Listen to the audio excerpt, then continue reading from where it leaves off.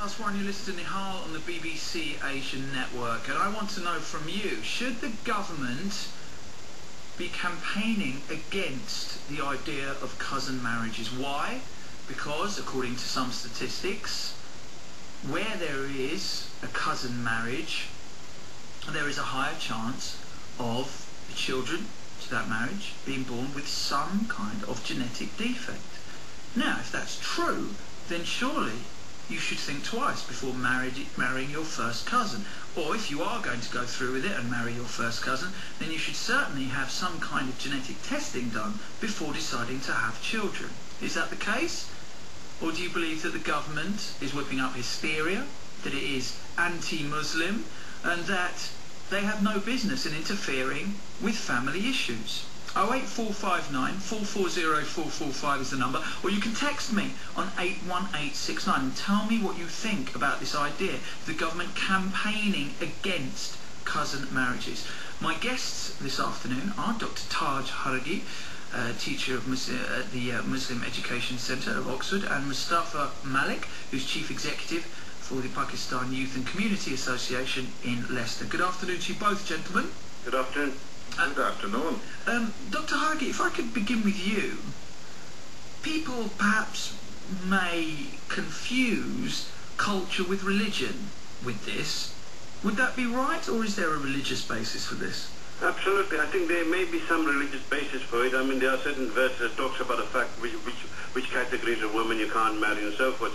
But I think what's more important today, that cousin marriages or consanguinity is mainly a traditional tribal relic, and it's something that we shouldn't really be promoting. I don't think we should ban it, but I think what's very important, like we have an alcohol awareness campaign currently, we should have a cousin marriage awareness campaign showing to people what are the likely possibilities of genetic disorders in the next generation. But I think we don't have, none of us have a right to deliberately bring into this world a child that would be genetically disempowered. I don't think that's fair on the child, and certainly not right for a taxpayer to meet to pay for these things. Dr. Haragi, why are you against the idea of banning it, even though it would be almost impossible to implement, I can imagine? No, I'm not in favour of banning it. No, but I'm asking the question, why are you not in the favour? Like with anything, like, you know, whether it's anything in life, you know, if you start banning it, what does it do? It immediately go underground. I think, you know, and I think this also gives credence to those extremist Muslims who want to say this in the West, and but in particular is anti-Islamic, trying to change the religion and so forth. But I think a far better and more effective way of doing these things is by educating people. If you tell a young Muslim woman in this society that if you marry your cousin, the likelihood of you producing a child with a genetic disorder is far greater than if you marry someone outside your immediate circle, I think most intelligent young women especially would say, I would prefer to go the other route. And why should I bring into this world deliberately, or not deliberately, but at least increasing the chances of someone with defects, whether it's mental defects, physical defects, or any other defects. The studies are quite conclusive about this. For example, in the Birmingham area, recently there were about 10,000 births with defects, and fully a third of this came from the Pakistani community, and yet the Pakistani community don't represent a third of Birmingham's community. Okay, well, let's speak to Mustafa Malik, who does represent a certain strata of the Pakistani community, certainly in Leicester. Mustafa, good afternoon to you. Good afternoon. Mustafa, you listened to what Dr. Haragi had to say. Why is it acceptable in certain communities to marry your first cousin? Well, as far as the Pakistani community, or in general the Muslim community is concerned, the religion plays a very important role in their lives. Of course. And as far as religion is concerned, it allows, what we need to understand, that there are two things. One, that what is permissible, and one thing which is a duty to Muslims. So there have to be a very clear sort of understanding. Right, and the first cousin marriages is the former. It's permissible. It's not a duty. Permissible. It's not duty. So when things are permissible, you don't have to do this.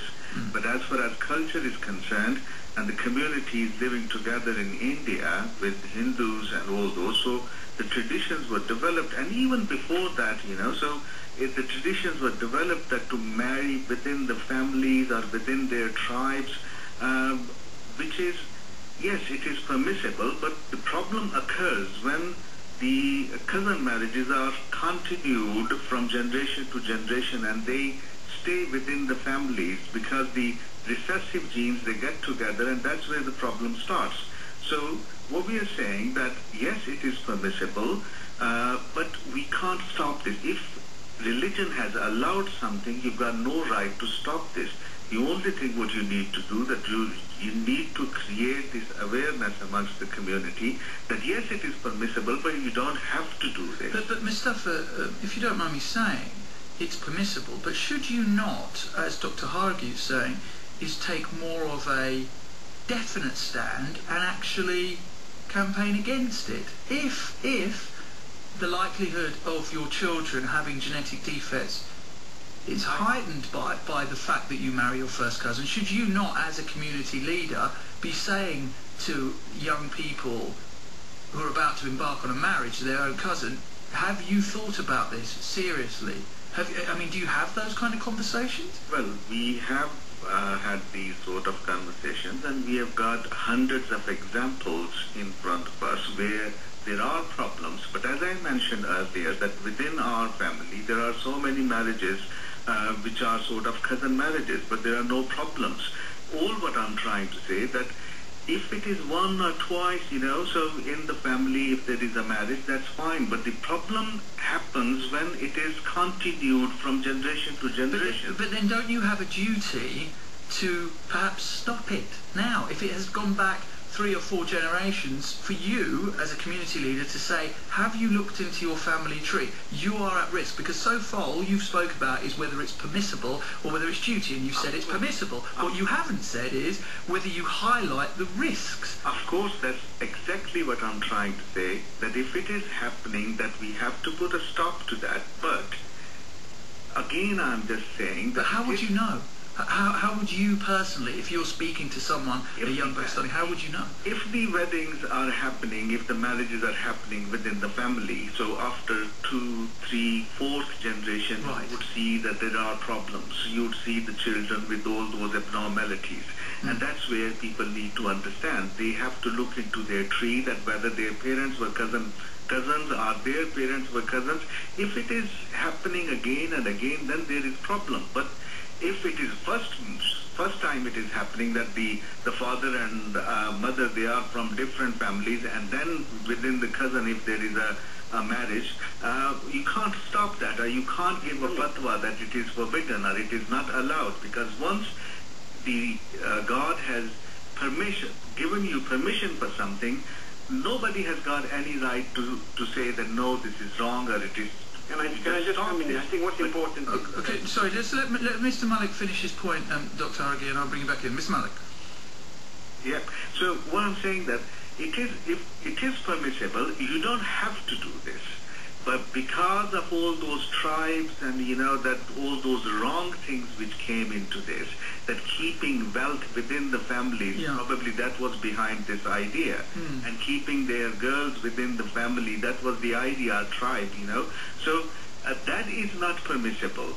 That it should, that you should be not thinking that it is only that you are going to get your daughter married within the family. Just thinking that is not right. Okay, let me just leave you there. Let me just leave it there, Mr. Malik. Dr. Hargi, a quick point, because I've got Sheila in Manchester and Asim in Milwaukee. In the Arab Gulf states, what they've introduced now is mandatory screening. No one can get married there in Qatar or Dubai or wherever without mandatory genetic screening. Should that come here? Sorry? Should that come here? Well, I'm not sure that we should have it at a mandatory level, but I think why not? sorry, Dr. Hargi, why not?